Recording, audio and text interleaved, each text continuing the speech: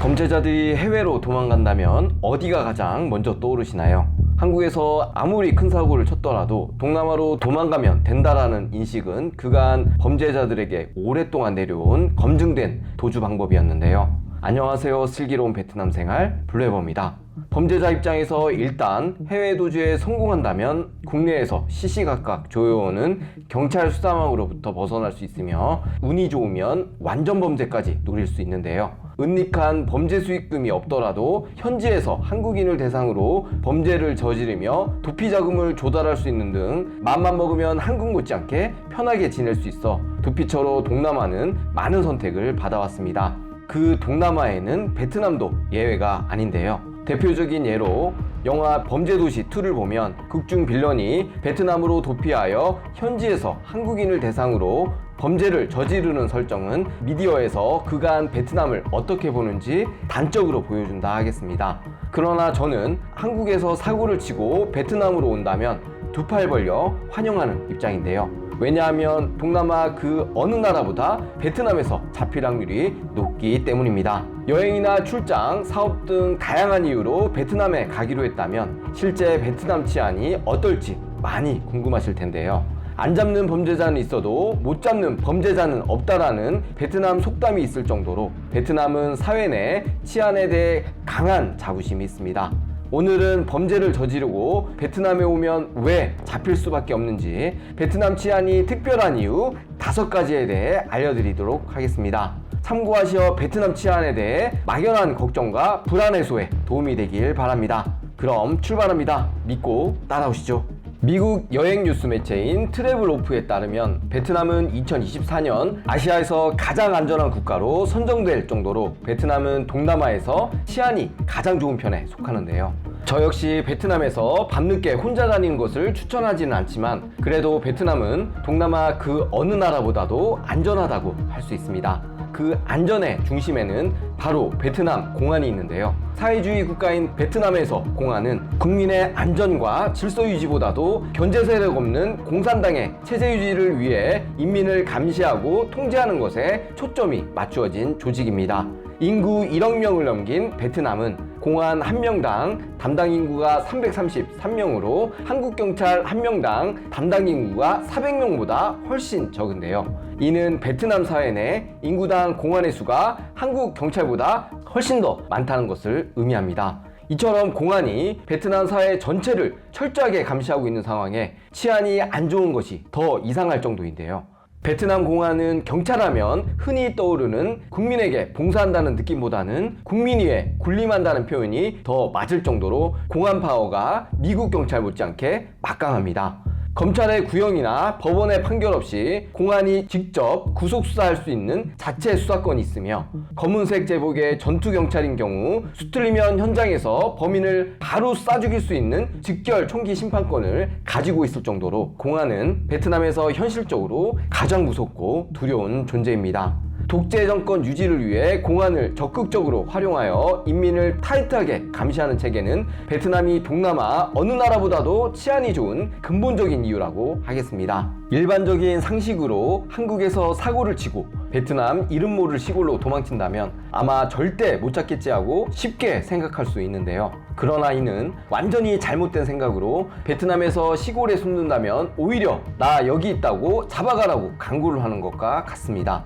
베트남 사람들은 어릴 때부터 수상한 것이 있으면 공안에게 신고를 하는 것은 당연한 것으로 어릴 때부터 철저히 교육을 받으며 자라왔는데요. 실제 생활 속에서 이웃 간 서로 견제하며 공안에게 신고하는 것이 베트남에서는 특별한 것이 아닌 일상화되어 있습니다. 한국과 같이 개인 사생활을 중요시하여 평소 문을 닫아놓고 생활하는 것과 달리 베트남은 더운 날씨에 항상 문을 열어놓고 지내는 것이 훨씬 일반적인 풍경입니다. 시골로 가면 갈수록 이런 경향이 강한데요. 집집마다 문을 열어놓고 이웃 간 왕래를 하며 개방적으로 생활합니다. 이에 옆집 숟가락이 몇 개인지 수입은 어떻게 되는지 속속히 알 정도인데요. 그러나 옆집 씀씀이가 갑자기 커지거나 안 보이던 차가 보인다면 곧 주변에 이상한 소문이 퍼지고 얼마 지나지 않아 범죄가 발각되어 공안에 잡혀갔다는 레파토리는 너무나도 흔한 이야기입니다.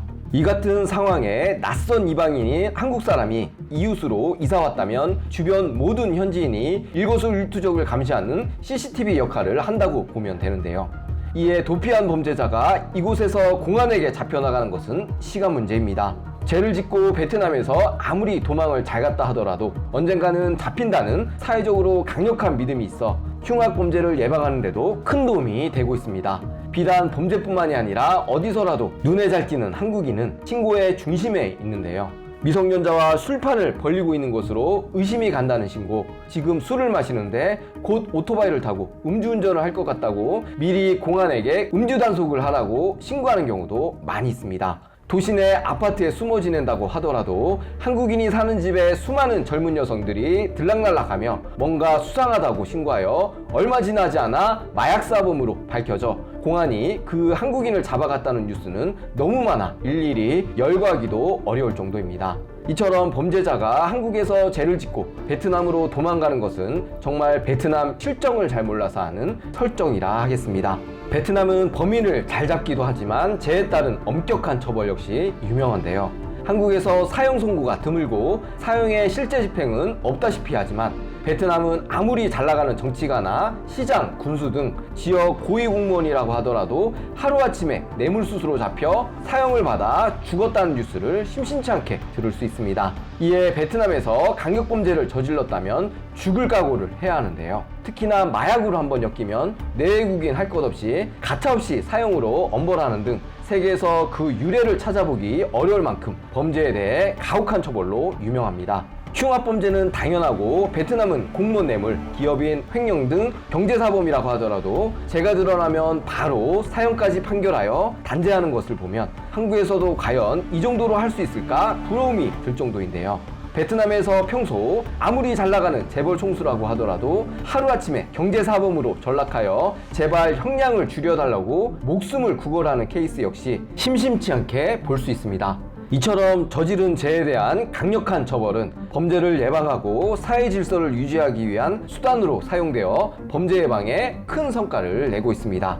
베트남에서 마약, 살인 등 강력사건과 흉악범죄가 적은 이유는 일단 잡히면 지위고와 돈이 있고 없고를 떠나 죄를 지었다면 기준에 따라 선처없이 바로 사형까지 집행하는 강력한 처벌이 그 중심에 있습니다. 강력한 처벌은 외국인 역시 예외가 아닌데요. 2023년 50대에서 60대 중반의 한국인 남성 2명이 관광비자로 베트남에 들어와 차를 렌트해 여행을 시작했는데요. 이내 여행 경비가 떨어져 망치와 톱, 사다리 등을 구입해 호치민 인근 현지 부유층 가정집에 침입하여 금고를 털어 1,600만 원 상당의 현금과 귀금속을 털어 달아났지만 공안의 신속한 수사로 바로 체포된 사건이 있었는데요. 범인이 외국인인 점, 베트남에서 범죄 경력이 없는 초범인 점, 피해액이 1,600만 원 정도임을 감안해도 현지에서 각각 징역 7년 6개월, 9년의 중형을 선고받았습니다.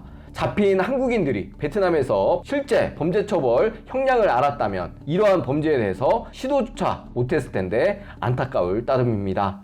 이처럼 베트남에서 범죄를 저지른다면 생각보다 공안에게 훨씬 빨리 쉽게 잡힌다는 점, 일단 잡히면 형량이 한국보다 훨씬 세게 나온다는 것은 베트남에 오는 모든 한국인이 알고 있으면 좋은 상식입니다.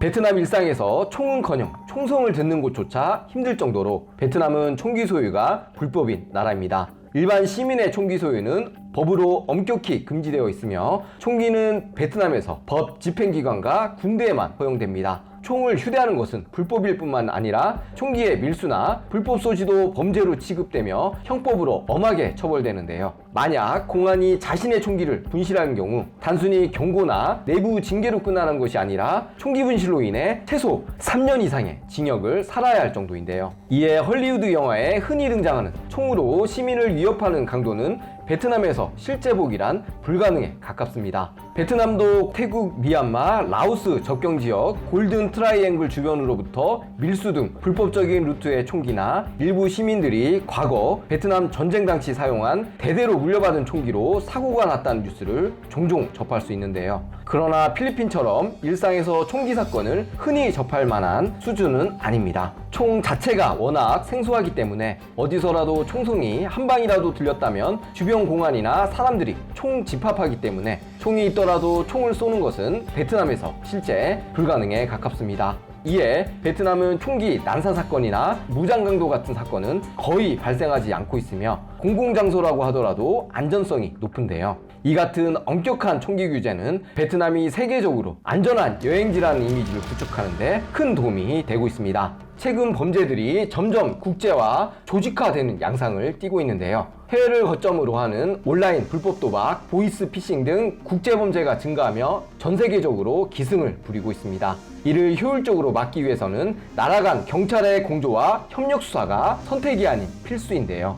베트남도 중국이나 미얀마를 거점으로 한 보이스 피싱 조직으로부터 현재 많은 범죄 피해를 입고 있어 베트남 공안 역시 이러한 국제적 범죄 기류를 잘 파악하고 있습니다. 또한 베트남 공안은 한국 경찰과 수사력을 통해 현장 증거 분석, DNA 감적, 디지털 포렌식 등 한국의 발전된 최신 과학 수사 기법을 배워 베트남 수사 역량을 한 단계 레벨업할 수 있는 절호의 기회로 보고 있습니다.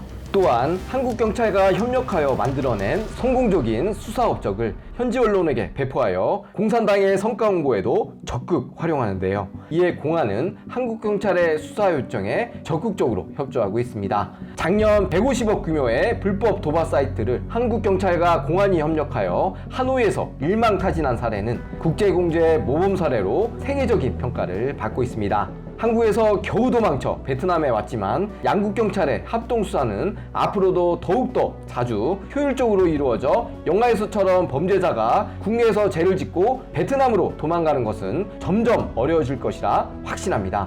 끝으로 베트남 치안이 다른 동남아 국가보다 안정적이라 강력사건의 비중이 아무리 낮다고 하더라도 평소 현금 소지가 많은 관광객을 대상으로 하는 절도, 바가지 등 경범죄는 끊이지 않고 계속적으로 발생하고 있다는 것을 절대 잊으시면 안 됩니다. 또한 외진 곳 혼자, 늦은 시각 이 세 가지 요소는 전 세계 아무리 안전한 곳이라도 주의가 필요하며 이는 베트남 역시 예외가 아닌데요. 만약 베트남에서 본인이 외진 곳, 혼자, 늦은 시각 이 세 가지 상황에 처해 있다면 안전에 각별히 주의하시길 바랍니다. 오늘 영상이 여러분에게 도움이 되었다면 좋아요와 구독으로 함께 해주세요. 저는 베트남 생활에 더 유익한 영상을 가지고 다시 찾아뵙도록 하겠습니다. 여러분의 성공적인 베트남 생활이 될 수 있도록 항상 응원하며 최선을 다하겠습니다. 오늘도 시청해 주셔서 진심으로 감사드립니다.